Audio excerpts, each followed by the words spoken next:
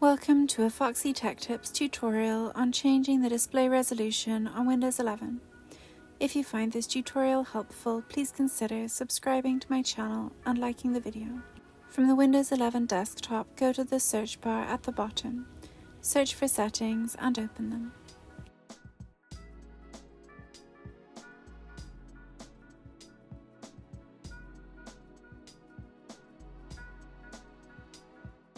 In Settings, select System from the left sidebar.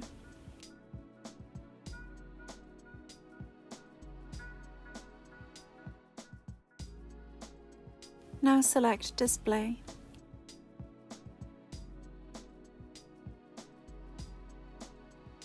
In Display Settings, you will see the display resolution under the Scale and Layout heading.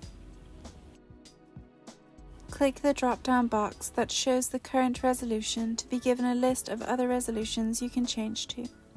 Select the resolution you want to use and it will apply. And that draws an end to this tutorial. Please like the video if you found it helpful and subscribe to Foxy Tech Tips for more Windows 11 tips and tricks.